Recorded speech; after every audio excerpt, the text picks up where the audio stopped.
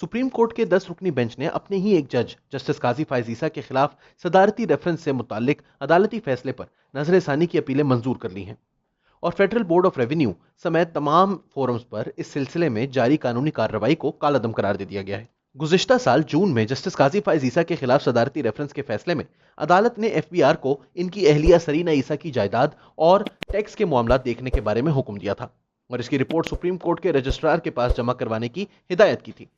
अब इस हवाले से साबिक डीजी एफआईए बशीर मेमन ने चशमकुशा दावे किए हैं जिनसे जाहिर होता है कि जस्टिस काजी फायज ईसा के खिलाफ ये केस दरअसल हुकूमती सतह पर तैयार की गई एक साजिश थी जिसमें मुबैना तौर पर वजीर आजम बजाते खुद शामिल थे।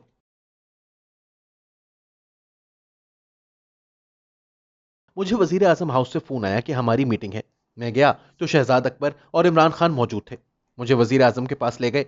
मुख्तसर सी मुलाकात हुई। वजीर आजम ने कहा कि बशीर, हिम्मत करना, आप अच्छे अफसर हैं, आपने हिम्मत करनी है। इस केस में मुझे तनाजुर का इल्म नहीं था कि ये किस केस के बारे में बात हो रही है।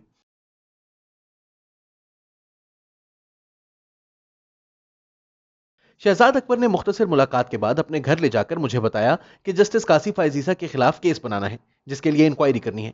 मैंने कहा, मुआफ कीजिए, आप जस्टिस काजी फायज ईसा की बात कर रहे हैं, सुप्रीम कोर्ट ऑफ पाकिस्तान के जज और उनकी अहलिया? शहजाद अकबर ने कहा कि हाँ, तो क्या हुआ? मैंने कहा कि क्या कर रहे हैं, एफआईए, हुकूमत ऐसा ही नहीं किया करती। उन्होंने कहा कि नहीं नहीं, ये सब कानूनी तौर पर जायज है। हम तीनों निकले और वजीर कानून के दफ्तर में आ गए। वहां commissioner income tax doctor Ashfaq और फरोग नसीम मौजूद थे। कहा गया कि मेमन साहब को तहफ्फुजात हैं, जिस पर आगे से कहा गया कि कोई मसला नहीं है, इसमें मामलात ठीक हैं। मैंने कहा कि तहफ्फुजात नहीं भाई, वजीर आजम को हमें समझाना चाहिए कि ऐसे नहीं होता, एफआईए नहीं कर सकती है, ये सुप्रीम जुडिशल काउंसिल का काम है। मुझे बिल्कुल दुरुस्त आईनी शिक तो मालूम नहीं थी, लेकिन बतौर तफ्तीशकार मुझे यह पता था कि यह मेरे इख्तियार में नहीं।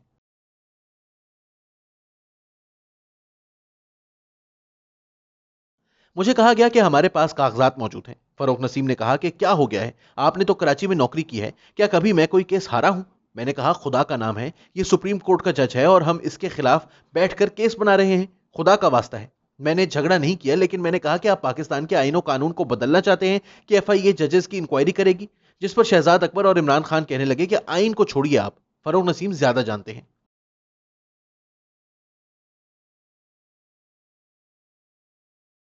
मैंने फिर अशफाक को समझाया कि देखो, मैं और आजम खान ग्रेड 22 में हैं, अपने करियर के अरूज पर हैं, हम एक साल में चले जाएंगे।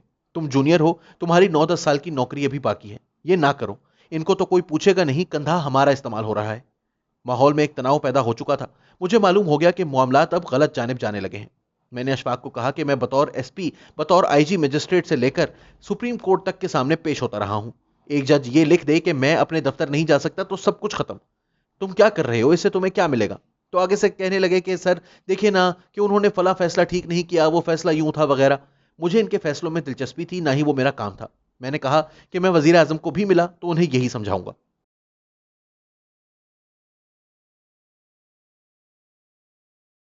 बशीर मेमन कहते हैं कि मैं शायद जिंदगी में एक बार जस्टिस ईसा की अदालत में पेश हुआ और दूर से ही उन्हें देखा। बस वो तो मुझे जानते भी नहीं, लेकिन बात यह कि वो सुप्रीम कोर्ट के जज हैं, बात खत्म। ये सब तब हुआ जब बरतानिया की किसी फर्म के साथ हमारा मुआहदा हो रहा था, जिसके तहत इंग्लैंड में प्रॉपर्टीज के हवाले से डेटा आया था। मैंने साफ इनकार कर दिया था। फिर कुछ अरसे बाद शहजाद अकबर ने दोबारा मुझे कहा कि जस्टिस ईसा और इनकी अहलिया का सफरी रिकॉर्ड दरकार है, जिस पर मैंने एक बार फिर इनकार कर दिया कि यह खुफिया और मुकद्दस रिकॉर्ड है। मुझे तब अंदाजा हुआ कि जिसे मैं खत्म शुद्ध समझ रहा था वो अभी तक चल रहा है। शुक्र है कि मैं इसका हिस्सा नहीं बना।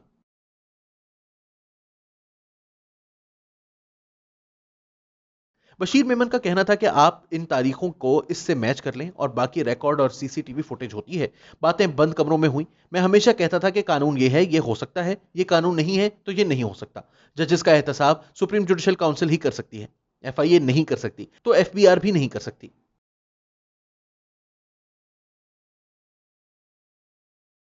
मैं चुप इसलिए रहा कि मैं समझता रहा कि मैं इन सबको मना चुका हूं। मुझे तो पता ही नहीं था कि अंदर ही अंदर हमारे एफबीआर के कमिश्नर साहब तो काम पर लगे हुए हैं, और मैं किसको बताता? जस्टिस काजी फायज ईसा को कि आपके खिलाफ साजिश हो रही है। वो खुश्क से आदमी है, मैं मानता था कि सच गालिब आएगा। क्या आप अदालत आएंगे? क्यों नहीं आऊंगा, मैं पाबंद हूं कि मैं आऊंगा।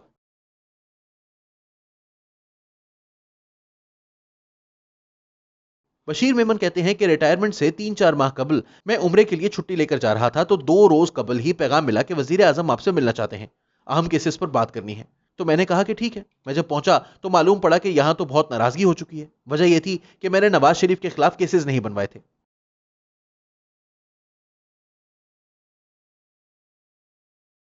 عمران خان کا خیال تھا کہ اورنج ٹرین پر شہباز شریف کو جیل جانا چاہیے. حمزہ شہباز شریف کے خلاف بہت سارے کیسز ہونے چاہیے. کیپٹن صفدر کے خلاف کیسز ہونے چاہیے. سلمان شہباز پر کیسز ہونے چاہیے. جاوید لطیف پر مقدمہ ہو. خواجہ آصف پر غداری کا مقدمہ ہو, جبکہ خواجہ سعد رفیق اور مصطفیٰ نواز کھوکھر پر مقدمہ ہو. نفیسہ شاہ اور خورشید شاہ کو جیل میں ہونا چاہیے. افتخار چودھری کے بیٹے اسلان افتخار کو جیل میں ہونا چاہیے. مجھے لگتا ہے کہ ان سب پر جو میں انہیں کہتا تھا کہ ان کے خلاف کچھ نہیں ملتا, قانون کے مطابق ثبوت ملے گا تو کریں گے, گرفتاری ہر کسی کی. شاید یہی بات ان کو پسند نہیں آئی. انہوں نے مجھے کہا کہ میرے دوستوں کے تم پیچھے پڑ جاتے ہو. عارف نقوی کے پیچھے پڑ گئے, اس کی کمپنی بند کر دی. میں نے کہا کہ میں ایک غریب آدمی ہوں, میں یہ کیس کیسے کر سکتا ہوں. ہم نے اس کے خلاف رقم ثابت کی ہے, 87 ارب روپیہ ہے, وہ واپس کرے اور جائے. بشیر میمن کے ان انکشافات پر اب انہیں شہزاد اکبر کی جانب سے قانونی نوٹس موصول ہو چکا ہے. لیکن یہ بات ذہن نشین رہنی چاہیے کہ قاضی فائز عیسیٰ کے خلاف ریفرنس بنا, اس کی قانونی بنیادیں انتہائی کمزور تھیں, اسے رد کیا گیا. اس کے باوجود معاملہ ایف بی آر بھیجا گیا. نظر ثانی میں یہ فیصلہ بھی کالعدم ہو گیا. فروغ نسیم کیس ہار گئے. کچھ ججز نے حکومت کی بدنیتی کی طرف بھی اشارہ کیا. یہ الزامات کم از کم ایک تفتیش کے متقاضی ضرور ہیں.